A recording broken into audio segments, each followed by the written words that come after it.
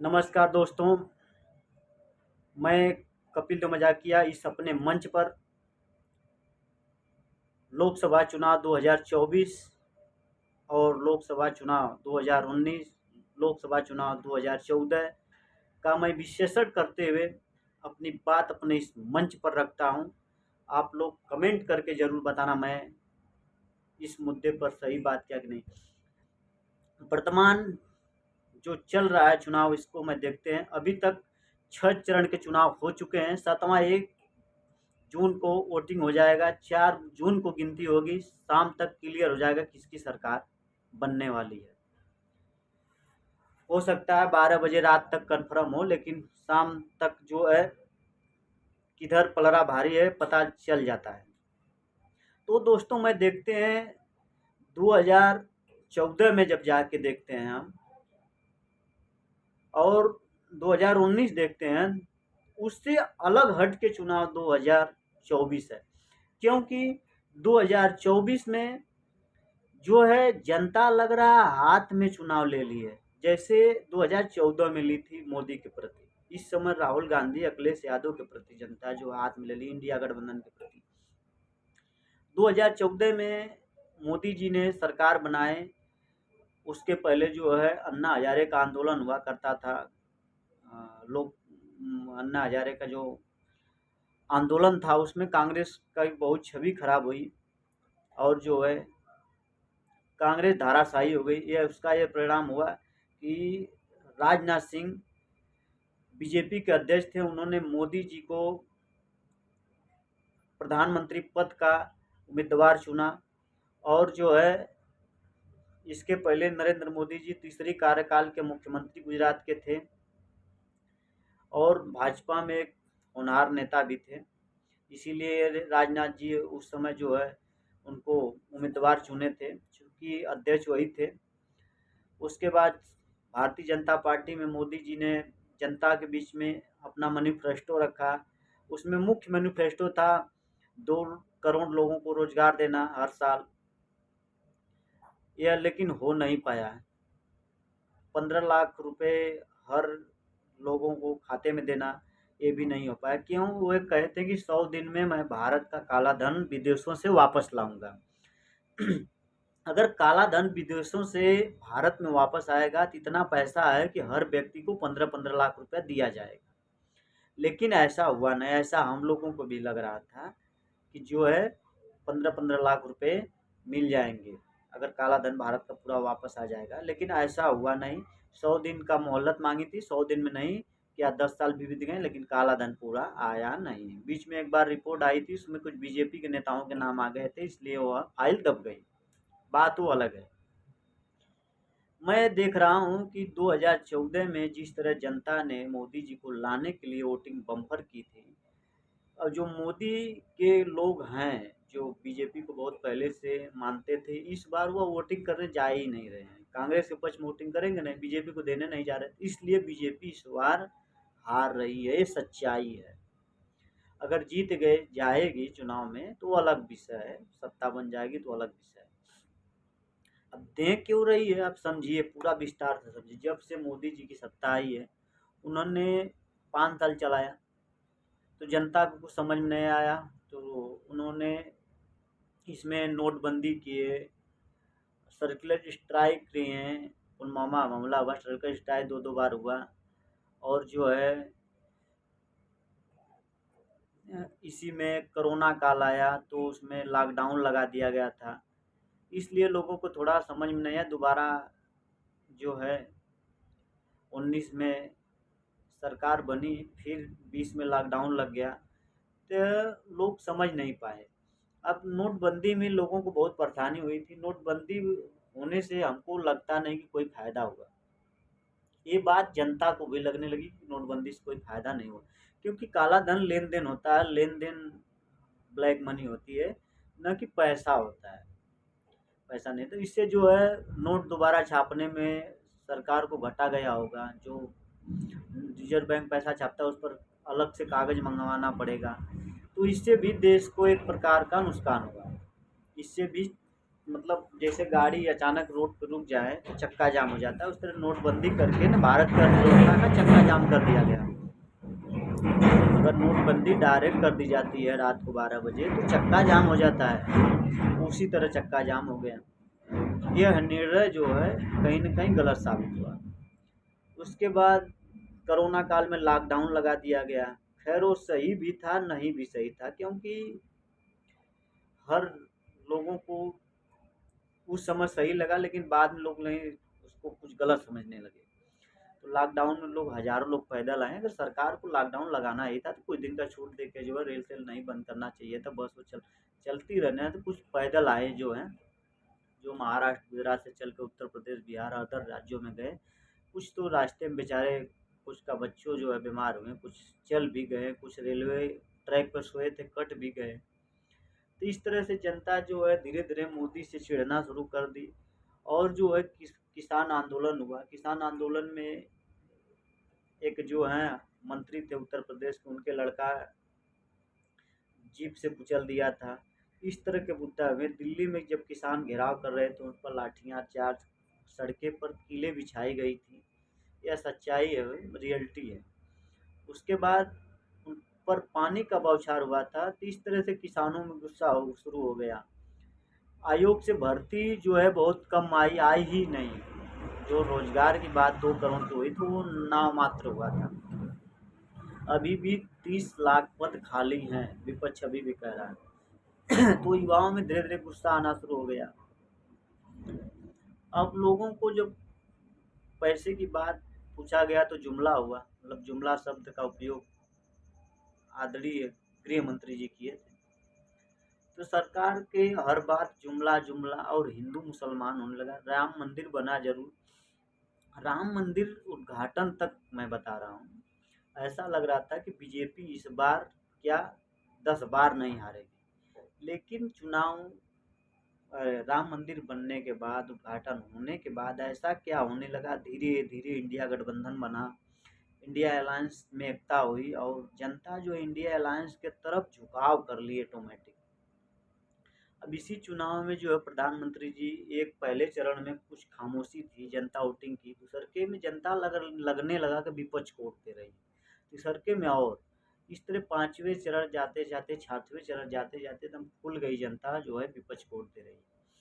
7वें चरण पर अखिलेश यादव ने कहा कि 7वें आसमान पर गुस्सा होगा जनता का। ऐसा लग रहा है, सही है कि मतलब 7वें आसमान पर गुस्सा है और जनता जो है विपक्ष को वोटिंग कर रही है।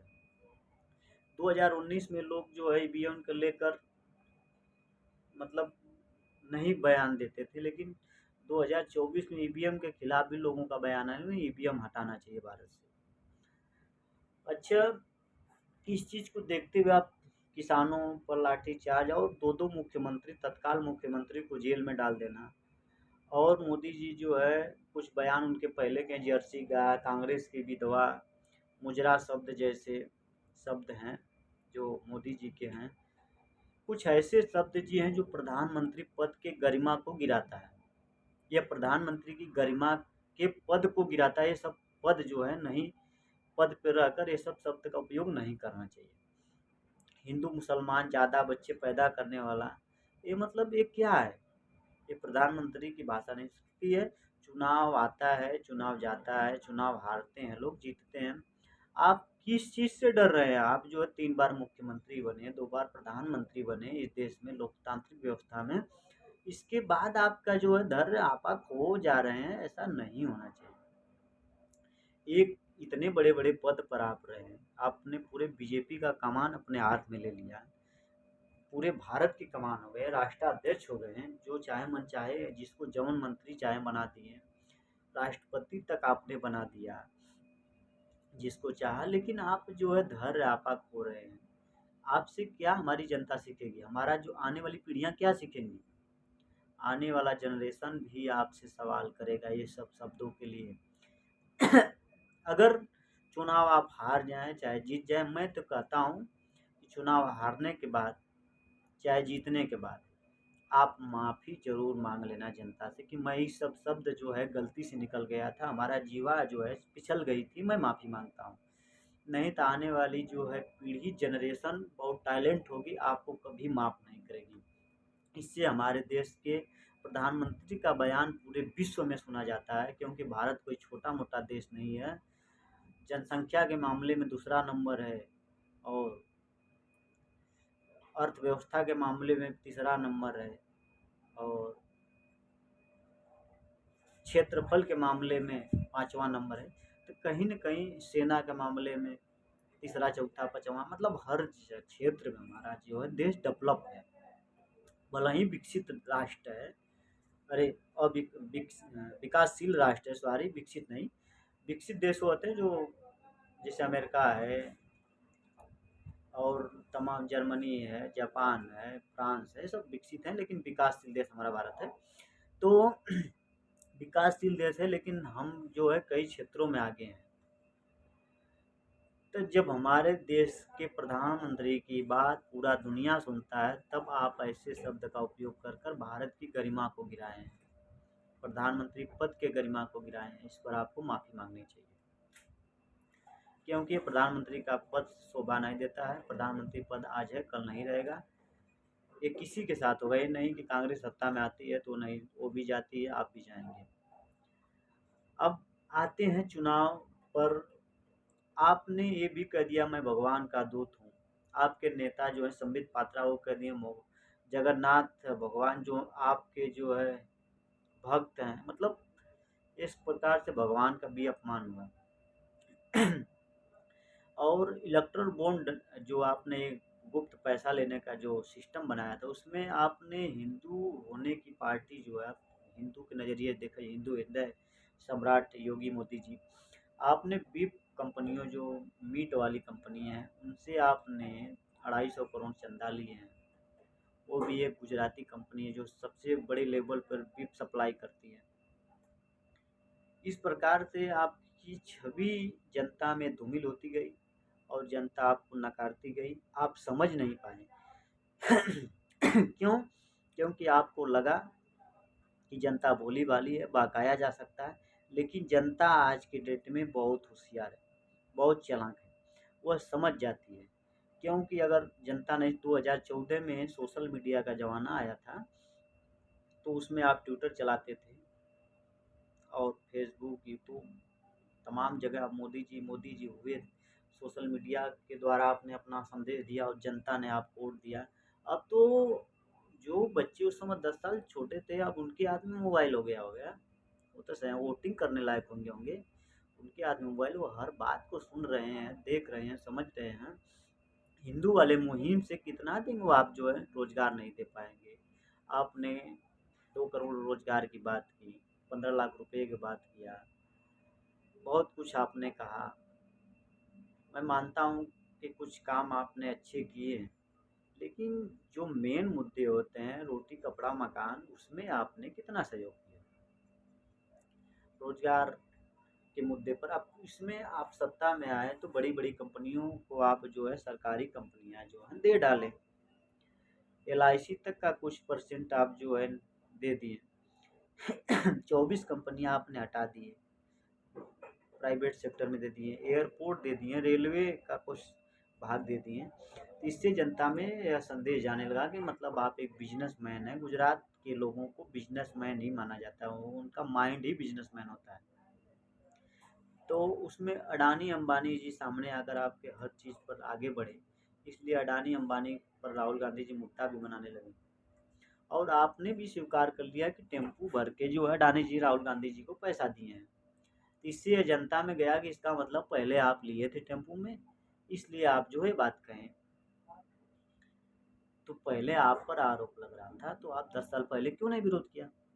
किया नहीं। अगर आप तत्काल करेंगे तो कैसे माना जाएगा? अब आप जैसे उत्तर प्रदेश में योगी जी की सरकार, हाथरस कांड हुआ, कई जो है हाईलाइट कांड हुए। सोचो कि लड़की को पुलिस जला रही थी तेल से रखकर, कुछ ऐसे कांड भी हुए। अब मणिपुर में देख लो, वहाँ भी आपकी भाजपा सरकार थी, आप प्रधानमंत्री भी थे, एक चुप्पी साध लिए मणिपुर, बहुत दिन के बाद कुछ बोले। नग्न वस्त्र में परेड कराया गया था महिलाओं से, वो भी उस महिला से जिसका पति रिटायरमेंट मिलिट्री से था। जो देश की सेवा किया था, इससे जनता में आपकी धूमिल होना शुरू हो गया। और अब आ जाते हैं कांग्रेस इंडिया अलायंस क्यों जो है बम्पर वोटिंग बढ़ गई। कुछ लोग तो जनता हमारी जो है सरकार से आशा रखती है, उनके मैन्युफैक्चरों में मेन मुद्दा 1 लाख रुपया जो देने का, 8,500 खटाखट खटाखट फटाफट सटासट ये सब भी चलने लगा माहौल बनाने के लिए। तो राहुल गांधी जी ने कहा, इंडिया अलायंस के सभी नेता ने कहा कि हमारी सरकार बनेगी तो मैं 8,500 रुपये हर महीने की 1 तारीख को महिलाओं के खाते में खटाखट खटाखट खटाखट खटाखट डाल दूंगा। इससे जो है लोगों में जोश आने लगा और उन्होंने कहा 30 लाख जो सरकारी पद खाली हैं उसको भी भरूंगा। कुछ लड़कों में उम्मीद जागी। अग्निवीर योजना जो आप लाए थे 4 साल वाली, बताइए आप प्रधानमंत्री 5 साल के बन रहे हैं, मिलिट्री में सेना को भर्ती कर रहे हैं 4 साल के लिए, दुख की बात तो है ही। और उसको हम कूड़ेदान में फाड़ के फेंक देंगे, ऐसा इंडिया अलायंस ने कहा। तो वोटिंग तो बढ़ेगी। और इंडिया अलायंस के मैन्युफैक्चर में बहुत कुछ है। मेन चीज़ जाति जनगणना है कि जो जितनी जाति उसकी उतनी हिस्सेदारी होनी चाहिए। ये सही बात भी है, जो जितना है उतना ले, क्या दिक्कत है। तो इस तरह से कांग्रेस का माहौल बनता गया और आपके समय में जब आंदोलन हुआ था, जीप से कुचल दिया गया था किसानों के, ये मुद्दा था। फिर दिल्ली में घेराव किए तो उस पर कीटें लगाई, किले के सड़कें में गाड़ी गई थी, पानी का छिड़काव हुआ था। अब जिस कानून की मांग कर रहे थे किसान, इंडिया अलायंस ने, गठबंधन ने ये कहा कि एमएसपी मैं दूंगा, कानून अधिकार दूंगा एमएसपी का, और किसानों के साथ न्याय किया जाएगा। अब हर बीज के साथ, हर जो गेहूँ हो, चावल हो, तिलहन हो, जो भी अनाज हैं उन पर जो है एमएसपी कानून दिया जाएगा, एमएसपी। तो इस तरह से किसान भी कांग्रेस के पक्ष में आ गए, उनके नेता भी किसान के साथ जो है काम करने लगे। और 30 लाख नौकरी, अब युवा भी खुश हैं कि चलो कांग्रेस ने 2 करोड़ नहीं कहा, कम से कम 30 लाख कहा तो वो देगी। तो आपके प्रति जनता में विश्वास होना चाहिए सरकार बनाने के लिए। अगर ऐसा आप करते हैं तो आपकी सरकार बन सकती है। अब 4 जून को गणना होगी, गणना होने के बाद क्या होगा देखा जाएगा।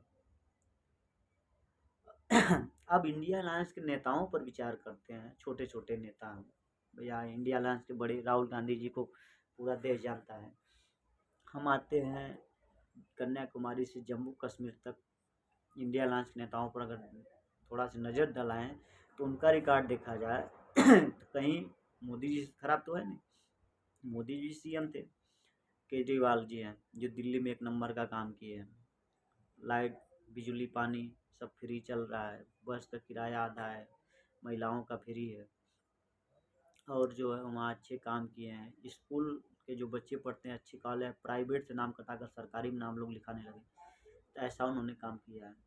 आदरणीय अखिलेश यादव को देखा जाए तो 5 साल के शासन में, मुलायम सिंह की बात छोड़ दो, समाजवादी पार्टी 4 बार सत्ता में रही लेकिन 1 बार अखिलेश यादव रहे। इन्होंने 100 नंबर की जीप चलाई थी, जो हर 10 मिनट में हर जगह फ़ोन करने पर 100 नंबर चौक जाती थी। एम्बुलेंस 15 मिनट में, 10 मिनट में चौक जाती थी। 100, 102, 108 से नंबर की एम्बुलेंस चलाई थी अखिलेश यादव जी ने। उनका बड़ा काम है। उनका एक प्रोजेक्ट था आगरा लखनऊ एक्सप्रेसवे, जो 9,000 करोड़ में बना था। उस पर लड़ाकू विमान भी युद्ध के दौरान उतारा जा सकता था, उस पर ट्रायल भी हुआ था। मेट्रो उन्होंने लखनऊ में लाया था और अदर जिलों में देने की घोषणा किए थे। हर जिलों में पुल पुलिया भी बने थे उनके शासन में। लोहिया ग्राम बने थे जिसमें हर लोगों को आवाज़ दिया गया था, सौर ऊर्जा दिया गया था, सब व्यवस्था किया गया था। विद्याधन कन्या दिया था, रोजीफा दिया गया था, छात्रवृत्ति थी, मतलब सब कुछ दिया गया था। तो मुख्यमंत्री का छवि खराब हुआ नहीं। गोमती रिवर फ्रंट बनाया गया था, मतलब बड़े बड़े कार्य हुए थे। अब हेरेंस सोरेन को देख लो, आपने जेल में डाल दिया, केजरीवाल को डाल दिया, ये भी एक प्रकार से इसका निगेटिव प्रभाव है।